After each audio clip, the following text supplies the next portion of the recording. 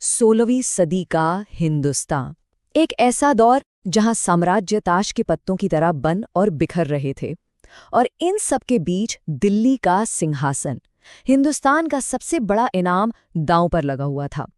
इसी उथल-पुथल के बीच एक ऐसी लड़ाई लड़ी गई जिसने इतिहास की धारा ही मोड़ दी। जी हाँ, ये कहानी सिर्फ दो सेनाओं के टकराने की नहीं है। ये इस बारे में है कि कैसे एक छोटा सा, बिल्कुल छोटा सा पल, एक अकेला तीर, एक उभरते हुए साम्राज्य की नींव रख सकता है और दूसरे को हमेशा के लिए धूल में मिला सकता है। लेकिन सवाल ये है कि आखिर ये हुआ कैसे? तो चलिए समझते हैं कि ये सब शुरू कहाँ से हुआ। इस महाटक्कर की जमीन आखिर तैयार कैसे हुई। देखिए, सब कुछ एक पावर वैक्यूम से शुरू हुआ, जिसने उस दौर के दो सबसे शक्तिशाली दावेदारों को आमने सामने ला खड़ा किया था। हुआ यूं कि 1556 से पहले के कुछ साल बड़े तूफानी थे। मुगल बादशाह हुमायूं को सूर साम्राज्य ने देश से निकाल दिया था। वो 15 साल बाद लौटा, दिल्ली वापस जीती भी, लेकिन ये जीत ज्यादा दिन टिक नहीं पाई। कुछ ही महीनों के अंदर एक हादसे में उसकी मौत हो गई। और बस इतने बड़े लेकिन अस्थिर साम्राज्य की बागडोर आ गई एक 13 साल के लड़के अकबर के हाथों में, और वो भी उस समय दिल्ली से मीलों दूर पंजाब में था। सच कहूं तो मुगल साम्राज्य शायद ही कभी इससे ज्यादा कमजोर रहा हो। और इतिहास का नियम है, जब एक शक्ति कमजोर होती है तो दूसरी उभरती है। और इस मौके का फायदा उठाने के लिए एक ऐसा शख्स सामने आया जिसने मुगलों के वजूद पर ही सवालिया निशान लगा दिया। और यहाँ एंट्री होती है हेमू की, यानी हेमचंद्र विक्रमादित्य। इनकी कहानी किसी फिल्म की स्क्रिप्ट से कम नहीं है। जरा सोचिए, एक बहुत ही मामूली परिवार से आने वाला इंसान जो कभी शोरा यानी सॉल्ट पीटर बेचा करता था, वो अपनी काबिलियत के दम पर सूर साम्राज्य का प्रधानमंत्री और सबसे बड़ा सेनापति बन गया। और देखिए, हेमू सिर्फ एक एडमिनिस्ट्रेटर नहीं थे, वो एक जबरदस्त मिलिट्री कमांडर थे। 1553 से 1556 के बीच एक के बाद एक पूरी 22 लड़ाइयां जीती उन्होंने, एक भी नहीं हारी। वो एक ऐसी ताकत बन चुके थे जिसे हराना लगभग नामुमकिन लग रहा था। जैसे ही हुमायूं की मौत की खबर मिली, हेमू ने बिजली की तेजी से अपनी चालें चलीं। बंगाल में एक विद्रोह को कुचला और फिर उत्तर भारत में एक जबरदस्त अभियान छेड़ दिया।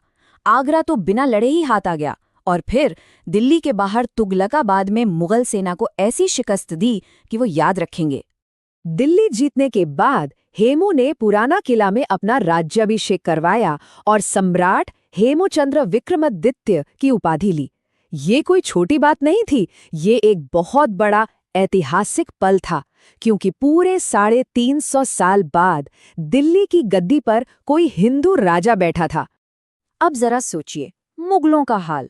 जब दिल्ली और आगरा हाथ से निकलने की खबर उनके कैंप में पहुंची तो वहां हड़कंप मच गया।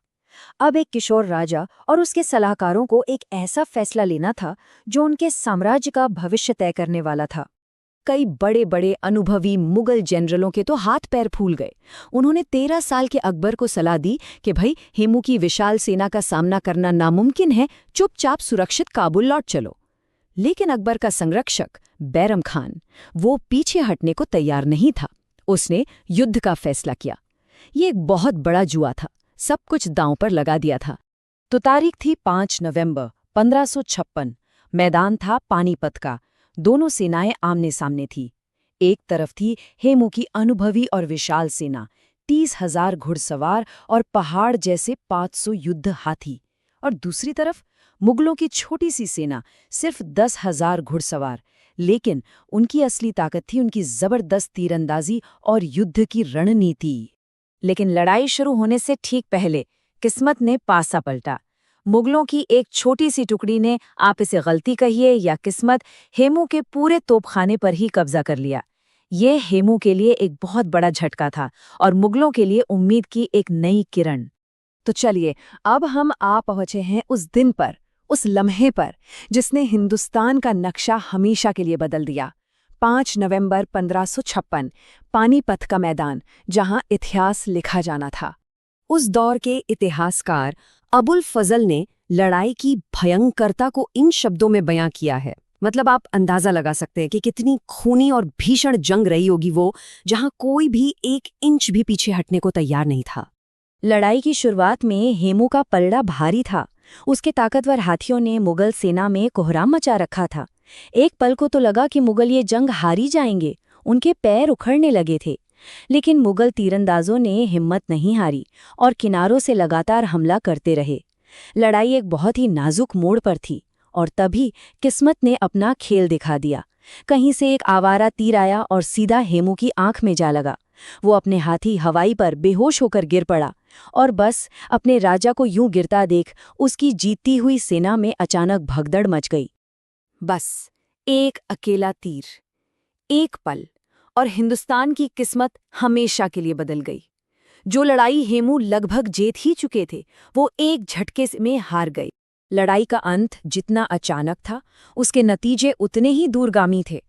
इस एक जीत ने उस साम्राज्य की नींव रखी जो अगले 300 सालों तक हिंदुस्तान पर राज करने वाला था। बेहोश हेमू को पकड़कर अकबर के कैंप में लाया गया। अब यहाँ उसकी मौत कैसे हुई, इस पर इतिहास में 2 अलग-अलग कहानियां मिलती हैं। बाद के दरबारी इतिहासकारों ने लिखा कि अकबर ने एक निहत्थे मरते हुए दुश्मन पर वार करने से इनकार कर दिया। लेकिन उसी दौर के दूसरे रिकॉर्ड्स कुछ और ही बताते हैं। उनके मुताबिक बैरम खान के कहने पर अकबर ने खुद बेहोश हेमू का सिर कलम किया और गाजी की उपाधि हासिल की। जीत के बाद का मंजर बहुत क्रूर था। हेमू का सिर काबुल भेजा गया और उसका धड़ दिल्ली के एक दरवाजे पर लटका दिया गया। यही नहीं, दुश्मन सैनिकों के कटे हुए सिरों से एक मीनार बनाई गई। यहाँ तक कि हेमू के 80 साल के बुजुर्ग पिता को भी मार दिया गया जब उन्होंने इस्लाम कबूल करने से मना कर दिया।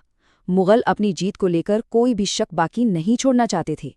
तो आखिर में पानीपत की दूसरी लड़ाई कोई मामूली जंग साबित नहीं हुई। ये इतिहास का एक निर्णायक मोड़ था। इस एक जीत ने सूर साम्राज्य की चुनौती को हमेशा के लिए खत्म कर दिया और हिंदुस्तान में मुगल सल्तनत की नींव इतनी मजबूत कर दी कि वो अगले 300 सालों तक कायम रही। और ये हमें वापस हमारे पहले सवाल पर ले आता है, अकबर की इस जीत और हेमू की हार में रणनीति और बहादुरी का कितना हाथ था और किस्मत का कितना? क्या ये एक साम्राज्य की तकदीर थी या बस एक तीर का कमाल जो सही वक्त पर सही जगह जा लगा? इतिहास अक्सर हमें ऐसे ही दिलचस्प सवालों के साथ छोड़ देता है जिनके बारे में सोचते रहना चाहिए।